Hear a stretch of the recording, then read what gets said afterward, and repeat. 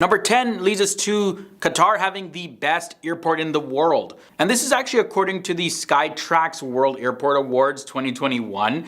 If you've traveled through Hamad International Airport, you'll know why it's so highly rated. From the fantastic public art to the smooth journeys that you'll experience there, it has a whole lot going for it. It's also home to the longest runway in Western Asia at 15,912 feet and the 6th longest in the entire world. For fact number 9, their sea meets the desert. Khor Al Adad is one of the world's only places where the sea meets the desert. The dunes of the desert are always breathtaking, but Khor Al Adad, or the inland sea, is extra special. So this area, which was declared a nature reserve in 2007, is one of the few places in the world where the sea meets the desert. Qatar is attempting to have this area also become a UNESCO World Heritage Site, and hopefully that preserves it for generations to come. Also, did you know that the longest cycling path is in Doha, the capital city of Qatar? Yeah, it has the longest continuous cycle path in the entire world. It's an Olympic cycling track, and it actually has a Guinness World Record because it's so long. It sits at 33 kilometers long. It was created by Ashghal, the public works authority in Qatar, and the track was completed in the year 2020. It runs through 18 underpasses to ensure uninterrupted movement, and the track also holds a record for the longest piece of asphalt concrete laid continuously with a length of 25.3 kilometers. Qatar is a country full of interesting features. Check this out. It's the second flattest country in the world. Some of you probably noticed though that Qatar is rather flat, but you probably didn't realize just how flat the country actually is. And its most elevated point sits at only 338 feet. Qatar is also a very rich country. Looking around at the amazing skyscrapers, the towers, and all the different projects like the Pearl Qatar, it should come as no surprise that Qatar, they got a lot of money. Let's just say that. It's a very rich country.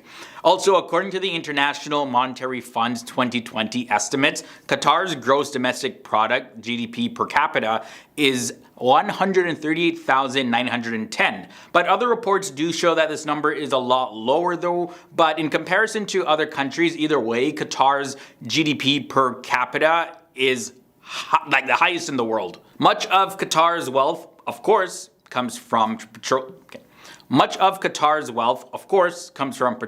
and natural gas sources, which account for more than 60% of the GDP. It is also the largest shareholder in Sainsbury, which is just over a quarter of the business. And check this, guys, it also co-owns Miramax Films after purchasing it from Disney with a group of other investors. The Qatar Financial Center was built in 2005 to develop Qatar's financial services industry. The country believes it can become a financial services leader for the Gulf states thanks to its relative stability and large base of capital. In 2006, Qatar passed Indonesia to become the largest exporter of liquid natural gases in the world, with revenues from oil and natural gas amounting to 60% of Qatar's GDP.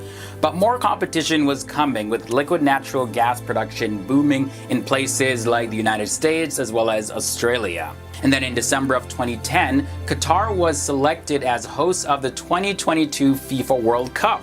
And because of that, Qatar promised to build 12 state-of-the-art stadiums that would employ cooling technology so players could escape the heat. Qatar has positioned itself as a sporting hub for the region, hosting or planning to host numerous global sporting events. And last June, it was alleged that Qatar spent $5 million on bribes to secure the 2022 World Cup bid. Switzerland is now opening an investigation into mismanagement and money laundering related to Qatar's bid. So there's still quite a bit of controversy going on there, but hey, Qatar has really set itself up powerfully to be a powerhouse nation in the world. Starting off with fact number 10. It was the first time that a Middle Eastern country hosted the games. Qatar, with a population of 2.8 million people, became the first Gulf Muslim country to hold the FIFA World Cup.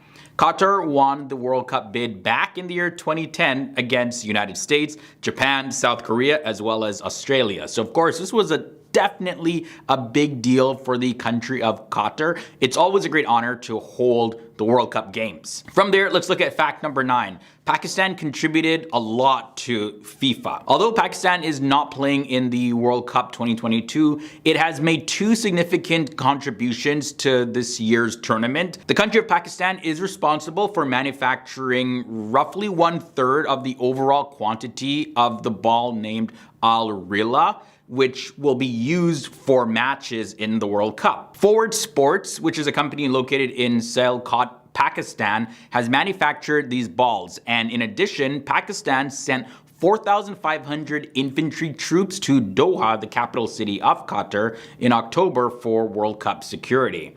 And also, according to Pakistani security official, the deployment is made at the special request of the Qatari government, and the number of troops was demanded by the Qatari authorities, keeping in view the Pakistan Army's relation with Qatar. So yes, although Pakistan wasn't competing in the games, definitely their presence was felt. Fact number 8, let's talk about the Quran recitation.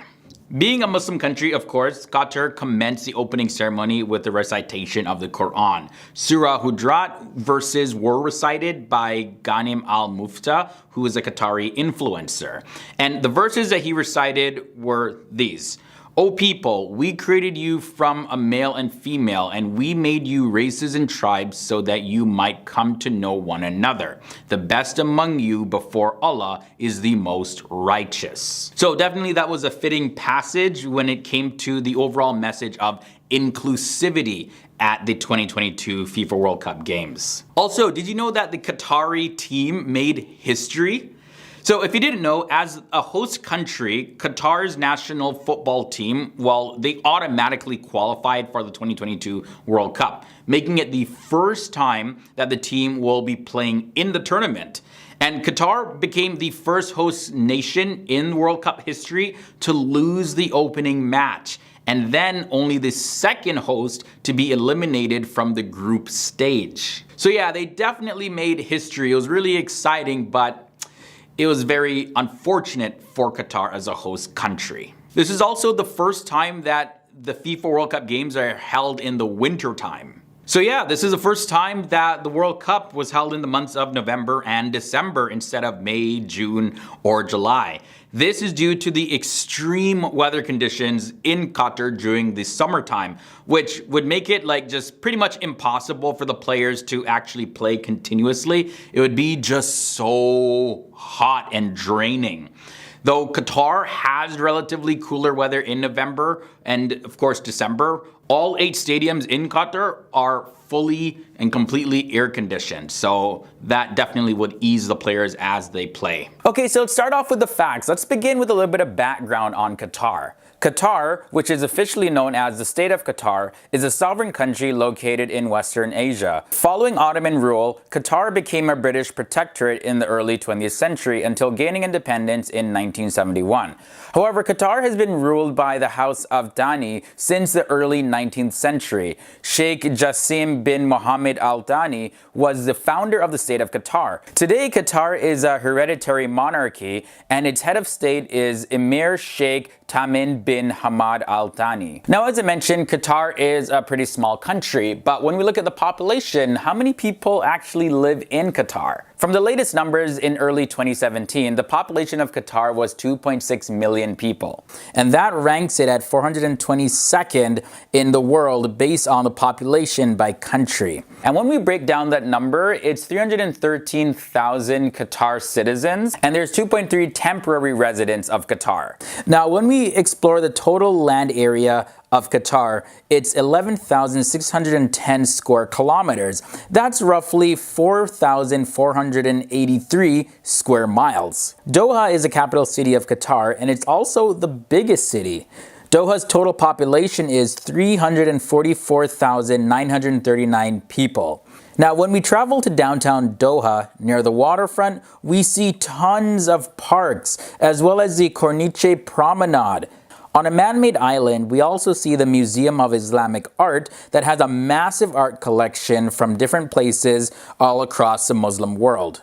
Over 60% of the residents in Qatar actually live in Doha, the capital city, and the population density of Doha is pretty high. Like according to the latest numbers, it's 221.3 people per square kilometer.